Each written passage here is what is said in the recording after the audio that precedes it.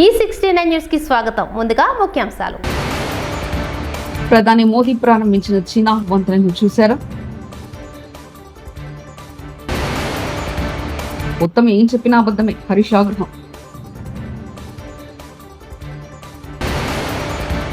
చీనా railway బ్రిడ్జిపై CM Chandrababu tweet. నిన్న ఆత్మహత్య చేసుకున్న నారాయణ రెడ్డి కుటుంబాన్ని ఫోన్లో పరామర్శించిన మాజీ సీఎం వైఎస్ జగన్. ప్రపంచంలో ఎత్తైన రైల్వే ఆర్చ్ బ్రిడ్జ్ అయిన చీనా ఉక్కు వంతెనను ప్రధాని మోదీ శుక్రవారం ప్రారంభించారు. కట్టడా నుంచి కాశ్మీర్కు వందే భారత్ రైలుకు జెండా ఊపడం ద్వారా ఆ వంతెన అందుబాటులోకి వచ్చింది. అత్యంత దుర్లభమైన శివాలిక్, పీర్ పంజాల ప్రభుత్వ శ్రేణులు కలుపుతూ కాశ్మీర్లో యొక్క రైలు నడపాలన్న బ్రిటిష్ కాలం నాటి ప్రణాళిక ఇప్పటికే కార్యరూపం దాల్చింది. साथियों, चीना ब्रिज हो या फिर अंजी ब्रिज, ये जम्मू की और कश्मीर की दोनों क्षेत्रों की समृद्धि का जरिया बनेंगे. इससे टूरिज्म तो बढ़ेगा ही, इकोनॉमी के दूसरे सेक्टर्स को भी लाभ होगा. जम्मू और कश्मीर की रेल कनेक्टिविटी दोनों क्षेत्रों के कारोबारियों के लिए नए अवसर बनाएगी.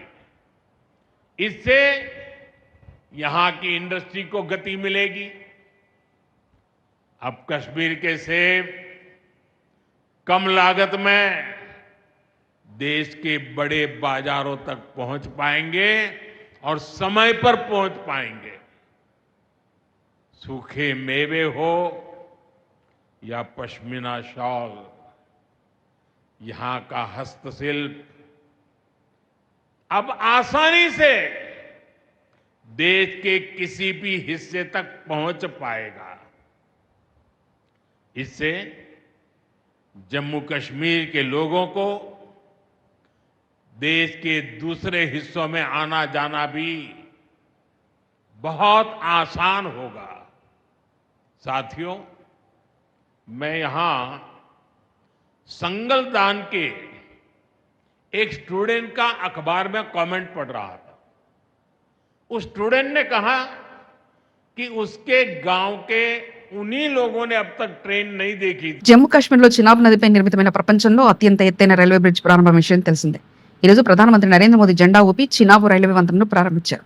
తాజాగా చినాబ్ రైల్వే బ్రిడ్జ్ ప్రారంభోత్సవంపై ముఖ్యమంత్రి చంద్రబాబు నాయుడు సామాజిక మాధ్యమం ఎక్స్ వేదికగా స్పందించారు. ఈ సందర్భంగా కొత్త రైల్వే బ్రిడ్జ్ నిర్మాణంపై ప్రధానికి సీఎం అభినందనలు తెలియజేశారు.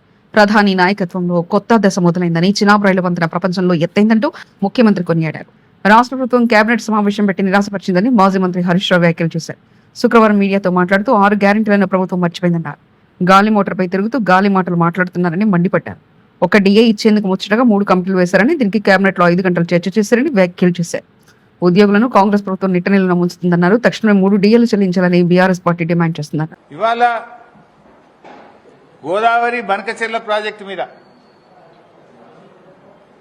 నిన్న ప్రెస్ వాళ్ళు అడుగుతారు, మన ఉత్తమ్ కుమార్ రెడ్డి అంటుండే ఇంకా ప్రిపేర్ కాలే.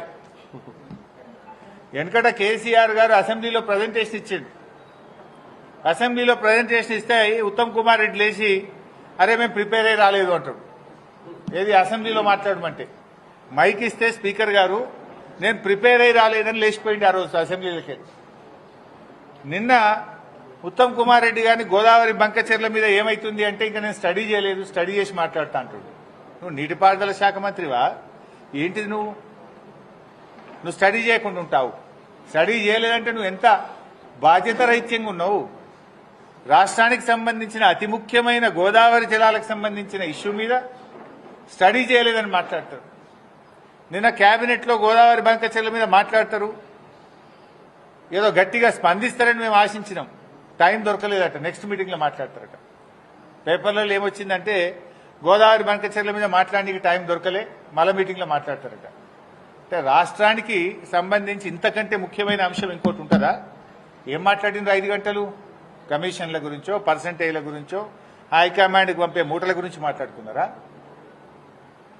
400 టీఎంసీల గోదావరి జలాలను అక్రమంగా ఆంధ్రప్రదేశ్ ఏ అనుమతులు లేకుండా తరలించకపోతుంటే గుడ్లప్పగించుకొని చూస్తారా? సుప్రీంకోర్టుకు పోయి ఆపే బాధ్యత లేదా? కేంద్ర మంత్రి మీద ఒత్తిడి తేరా? నీతి ఆయోగ్ మీటింగ్ లో ముఖ్యమంత్రి ప్రధానమంత్రిని ఎందుకు ప్రశ్నించలేదు? మేము సూటిగా అడుగుతా ఉన్నాం. గతంలో చంద్రబాబు నాయుడు అడ్డుకునేందుకు బీజేపీ ప్రత్యేక తెలంగాణ రాష్ట్రం ఇవ్వలేదు. కాంగ్రెస్ మంత్రి జూపల్లి కృష్ణారావు ఎన్నికల ముందే ఒక్క కుటుంబానికి 2 లక్షల రుణమాఫీ మాత్రమే చేస్తామని చెప్పారు. ఇదే చేశాం. కాంగ్రెస్ మంత్రి జూపల్లి కృష్ణారావు 3 కొత్త రాష్ట్రాలు ఇచ్చి తెలంగాణ రాష్ట్రం ఇవ్వలే ఆనాడు. ఎందుకు ఇవ్వలే అంటే ఆనాడు ఆంధ్ర ప్రాంతానికి సంబంధించి ఆనాడున్న ముఖ్యమంత్రి చంద్రబాబు నాయుడు గారు మద్దతు బీజేపీ పార్టీకి ఉండింది కాబట్టి వాళ్ళు వద్దంటే ఆనాడు బీజేపీ తెలంగాణ రాష్ట్రం ఇవ్వలే. అంటే రాజకీయ కోణం. అయితే ఇవాళ బీఆర్ఎస్ పార్టీ కేసీఆర్ వాళ్ళు బీఆర్ఎస్ నాయకులు కేసీఆర్ కేటీఆర్ హరీష్ మాట్లాడుతూ ఉంటారు సోషల్ మీడియా వాట్సాప్ లో. ఇంకా చాలా మంది రుణమాఫీ కాలేదని ఏం చెప్పింది కాంగ్రెస్ పార్టీ? ఒక కుటుంబంలో, కుటుంబం అంటే భార్య భర్త కొడుకు కోడలు ఎవరు ఎంతమంది అప్పు చేసినా అంటే ఒక రేషన్ కార్డు ఉన్నవాళ్ళు కుటుంబానికి 2 లక్షల రూపాయలు మాఫీ చేస్తామని చెప్పడం జరిగింది. అదే ప్రకారం 2 లక్షల రూపాయల లోపల ఉన్నటువంటివి అసలు వడ్డీకి కలిపి అదే చేస్తామని చెప్పడం జరిగింది. అదే చేయడం జరిగింది. కాళేశ్వరం రిపోర్టు త్వరగా బయట పెట్టాలని, రిపోర్టు విషయంలో దాస్తారం చేస్తే వదిలే ప్రసక్తి లేదని బీజేపీ ఎంపీ ఈటెల రాజేందర్ అన్నారు. కాళేశ్వరం విచారణ అనంతరం ఎంపీ మీడియాతో మాట్లాడుతూ కంఠంపై దుకాపు పెట్టినా ఈటెల నిజమే మాట్లాడతారని స్పష్టం చేశారు.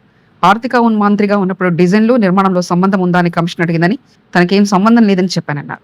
కాళేశ్వరం కార్పొరేషన్ పై అధికారం ఉండేదని అడగ్గా తనకు ఎలాంటి అధికారం లేదని చెప్పినట్లు తెలిపారు.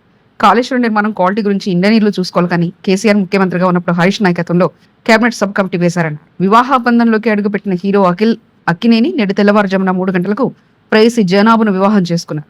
అఖిల్ జూబ్లీహిల్స్ లో నాగార్జున అక్కినేని ఇంట్లో జరిగిన పెళ్లి వేడుక జూన్ 8న ఆదివారం అన్నపూర్ణ స్టూడియోలో రిసెప్షన్ జరగనుంది. మిస్ ఇంగ్లాండ్ మిల్లా మాగి ఘటనపై కమిటీ వేశారో లేదో ప్రభుత్వానికి క్లారిటీ లేదు. మిల్లా మాగిపై కమిటీ వేశామని ఒకరంటారు, మంత్రి జూపల్లి ఏమో కమిటీ లేదని చెప్తారు. మీ తాత జాగిరా ప్రభుత్వం అంటే అంతర్జాతీయ మహిళ వచ్చి నిన్ను వ్యభిచారిగా చూసారని చెప్తే విచారణ చేయకపోవడానికి ఇదేమైనా మీ ఇంట్లో జరిగిన ఈవెంట్ అనుకుంటున్నానంటూ ఎమ్మెల్సీ దాసోజు శ్రవణ్ అన్నారు. కమిటీ వేసినామని అంటున్నారు. కమిటీ వేసినరా వేయలేదా క్లారిటీ లేదు. ఆ కమిటీ వేస్తే వాళ్ళు ఏ రకమైనటువంటి ఎవిడెన్సెస్ ను పరిగణలోకి తీసుకున్నారో దానికి ఇంతవరకు సరి అయినటువంటి ఆధారాలు లేవు. సీసీటీవీ ఫుటేజ్ ఏమైనా ఎగ్జామిన్ చేసినరా? ఆధారాలు లేవు. ఆ రిపోర్ట్ని ఏమైనా సబ్మిట్ చేసినారా? ఆధారాలు లేవు. ఆ సబ్మిట్ చేసిన తర్వాత ఏం చర్యలు తీసుకున్నారు అంటే ఇంతవరకు కూడా ప్రభుత్వం చెప్పట్లేం. మీ తాత జాగిరా ప్రభుత్వం అంటే? అంతర్జాతీయ స్థలిపైన ఒక విదేశీ వనిత వచ్చి భారతదేశం, అది కూడా తెలంగాణ నిర్వహించిన ఒక ప్రతిష్టాత్మకమైన ఈవెంట్లో నన్ను వ్యభిచారిగా చూసినారు అని చెప్పని ఆ తల్లి చెప్తే విచారణ చేయకపోవటానికి మీ ఇంట్లో జరిగిన ఈవెంట్ ఇదేమన్నా? Is this not a shameful thing on the government? ఇవాళ విజయనగరం జిల్లా చింతపల్లి బీచ్ లో యోగాంధ్ర కార్యక్రమాన్ని ఘనంగా నిర్వహించారు. రాష్ట్ర ప్రభుత్వం ఆధ్వర్యంలో నిర్వహించిన ఈ కార్యక్రమంలో వేలాది మంది పాల్గొని యోగాసనాలు చేశారు. జిల్లా కలెక్టర్ డాక్టర్ బిఆర్ అంబేద్కర్ ఉన్నతాధికారులు పాల్గొన్నారు.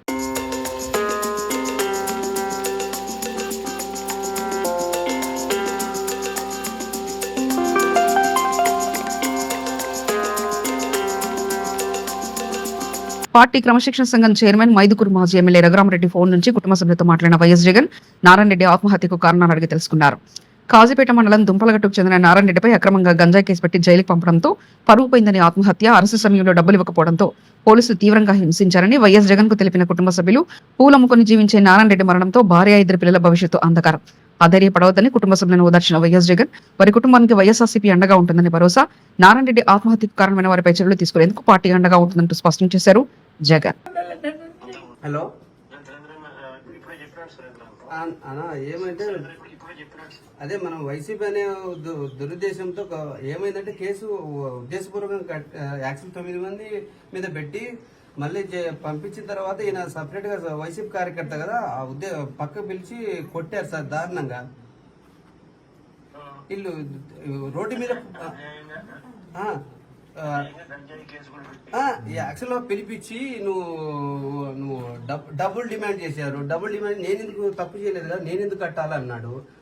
తర్వాత ఇంకోటి ప్రెజర్, ఇంకోటి ఏంటంటే మెయిన్ ఏంటంటే మన వైసీపీ అనే ముద్ర ఉంది కదా, ఆ ముద్ర తప్ప మనం చేసుకున్న నేరంలాగా భావించి దారుణంగా సార్. ఇప్పుడు రోడ్డు ఎందుకంటే నేను చిన్నప్పుడు 6 నెలల పిల్లప్పుడు మా అక్క సంవత్సరం మా నాన్న చిన్న గుండె పొట్టు చనిపోయాడు సార్. మా తాత వాళ్ళంతా సాగారు. సో ఏదన్నా పార్టీ తరఫు నుంచి పిల్లలకు ఆర్థికంగా మీరు ఎందుకంటే మీ తోబుట్టు అనుకోండి సార్, ఆర్థికంగా ఖచ్చితంగా మాకు సాయం చేయాలి సార్.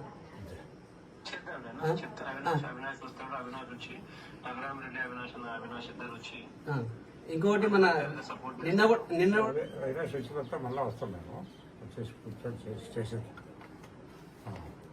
కూర్చొని చేసేటప్పుడు కడపకు వచ్చిన ఇంటికాడికి వచ్చిన చేసి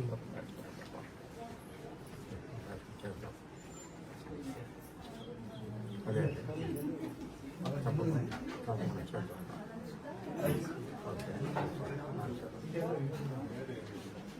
వానాకాలం సీజన్ ప్రారంభం నేపథ్యంలో రైతులు తక్షణమే పంట రుణాలు మంజూరు చేయాలని డిమాండ్ చేస్తూ తెలంగాణ రైతు సంఘం ఆధ్వర్యంలో జిల్లా కేంద్రంలోని SBI municipal Nehru park area branch ఎదుట భారీగా ధర్నా చేపట్టారు. అనంతరం రైతు సంఘం నేతలు బ్యాంకు మేనేజర్ గారికి వినతి పత్రాన్ని అందజేశారు.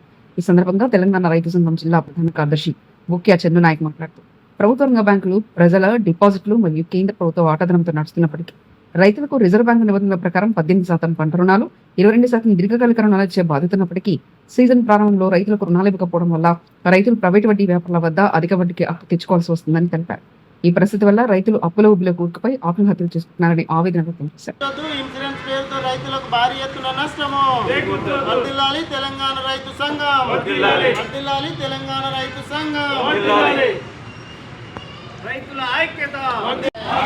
ఇవ్వాలి కొత్త రైతులందరికీ తిరిగి పంట రుణాలు. ఇవ్వాలి రైతులందరికీ పంట రుణాలు. మాఫీ చేయాలి పంట రుణాలన్నింటిని వెంటనే. వర్ధిల్లాలి తెలంగాణ రైతు సంఘం. వర్ధిల్లాలి తెలంగాణ రైతు సంఘం. వర్ధిల్లాలి రైతుల ఐక్యత. వర్ధిల్లాలి రైతుల ఐక్యత. వర్ధిల్లాలి రైతుల ఐక్యత. మాఫీ చేయాలి రైతు పంట రుణాలన్నింటిని వెంటనే. మాఫీ చేయాలి రైతు పంట రుణాలన్నింటిని వెంటనే. దేశవ్యాప్తంగా బ్యాంకులలో ప్రభుత్వ వాటాధనం ఉంటుంది. అదేవిధంగా రైతుల డిపాజిట్ ఉంటుందని రైతులకు రుణాలు ఇచ్చే కాడ అన్ని బ్యాంకులలో బ్యాంకు విధానపరమైన వలన ఈరోజు రైతులు బయట అప్పుల పాలై ఆత్మహత్య చేసుకునే పరిస్థితి పెరుగుతూ ఉన్నది. కాబట్టి దీన్ని దృష్టిలో వేసుకొని మేము జిల్లా వ్యాప్తంగా ఈ ధర్నా కార్యక్రమం నిర్వహిస్తున్నాం సార్. కాబట్టి మేము మీకు ఇచ్చే ఈ మెమోరాండం ద్వారా ఈ కేంద్ర రాష్ట్ర ప్రభుత్వాలకు పంపించాలని, అదేవిధంగా మన పరిధిలో ఈ బ్రాంచ్ పరిధిలో ఉన్న అనంతర విలేజెస్లో ఉన్న రైతులందరి పెండింగ్లో ఉన్న రుణాలన్నింటినీ తక్షణమే వాళ్ళకు మంజూరు చేయాలని, అదేవిధంగా ఒక్కొక్క రైతులకు ఒక్కొక్క రకమైన ఏంటంటే వాళ్ళకి ఇన్సూరెన్స్ పేరుతో ఉదాహరణకు 50,000 లోన్ ఇస్తే ఒక 20,000, 10,000 ఇన్సూరెన్స్ పేరుతో ఇస్తేనే ఆగిపోతున్నాయి. అట్లని కాకుండా మా రిక్వెస్ట్ ఏంటంటే రైతులు ఎక్కువ భూమి మీద పంటలు వ్యవసాయం ఇట్లాంటివి చేసే క్రమంలో ఖాళీ జారడం, లేకపోతే పాట కూరలో ఇట్లాంటివి ఎక్కువ జరుగుతున్న ప్రమాదాలు. కాబట్టి 2,00,000 రూపాయలు, 2,000 రూపాయల కంటే 40 లక్షల ఇన్సూరెన్స్ ద్వారా కల్పిస్తున్నారు. ప్రతి రైతులకు అవకాశం అది ఖచ్చితంగా చేయండి. కానీ పెద్ద ఎత్తున మాత్రం 20-30 వేల అట్లాంటి ఇన్సూరెన్స్ చేయడం వల్ల వాళ్ళకి పంట కట్టి పెట్టుబడికి సరిపోకుండా ఇబ్బంది పడే అటువంటి పరిస్థితి ఉన్నారని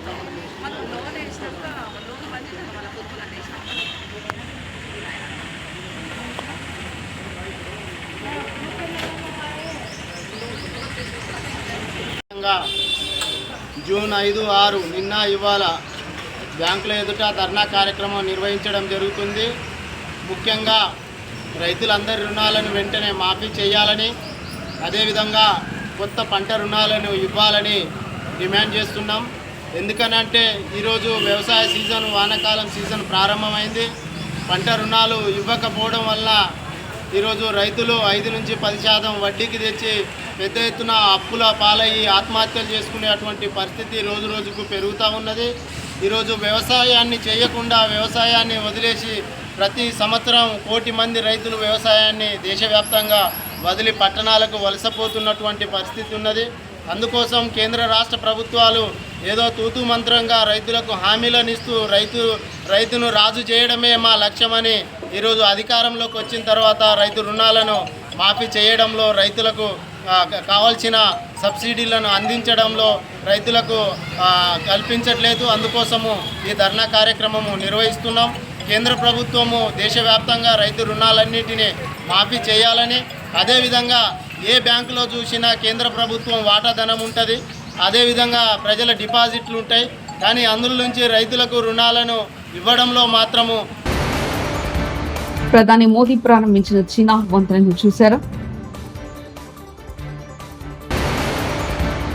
ఉత్తమ్ ఏం చెప్పినా అబద్ధమే, హరీష్ ఆగ్రహం.